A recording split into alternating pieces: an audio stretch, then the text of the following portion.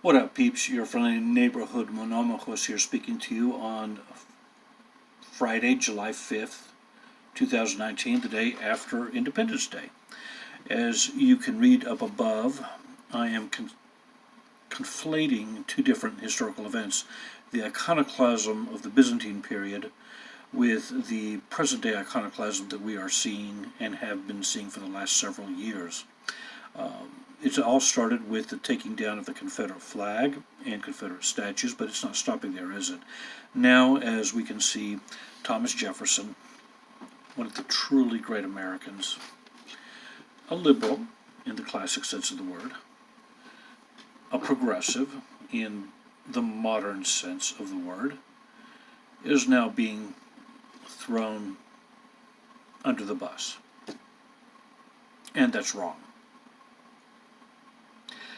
I can go on and defend Thomas Jefferson, his historical legacy, defend him against the calumnies said against him, and in time I probably will do so.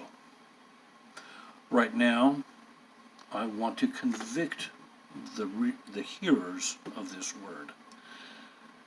I want to use the words of President Calvin Coolidge, who gave an address at Constitution Hall on July 5th, July 4th, this day, 1926.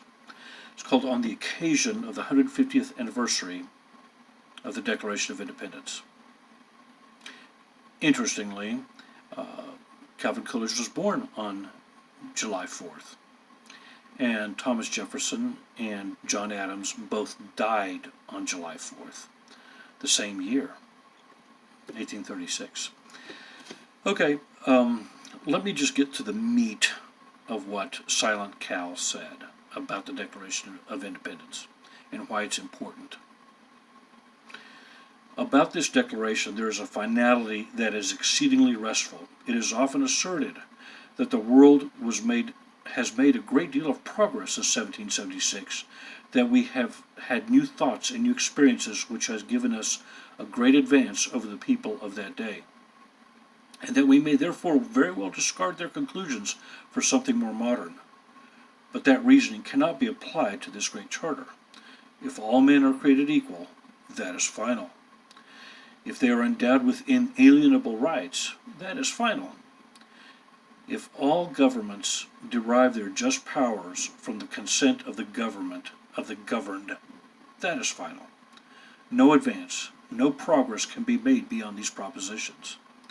If anyone wishes to deny their truth or their soundness, the only direction in which he can proceed historically is not forward, but backward, toward the time when there was no equality, no rights of the individual, no rule of the people. Those who wish to proceed in that direction cannot lay claim to progress. They are reactionary. Their ideas are not modern, but more ancient than those of the Revolutionary Fathers. That about says it all, folks.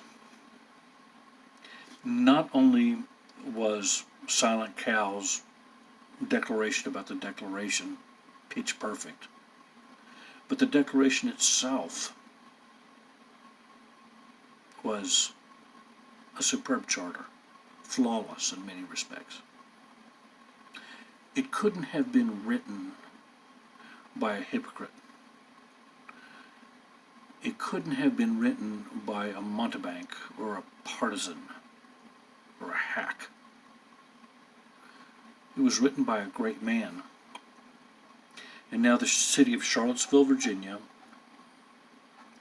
to their everlasting shame, is turning its back on its most famous son. They should be ashamed of themselves. And going back to the idea of this being another iconoclasm, as I said earlier, and I wrote earlier, this is not going to end well. Iconoclasms and radical movements like this rarely do. In the meantime, light a candle for old Thomas, for all of our founding fathers. Keep them in your prayers. And keep this country in your prayers and its leaders. Pax Vobiscum. Let's try to love one another. Adios.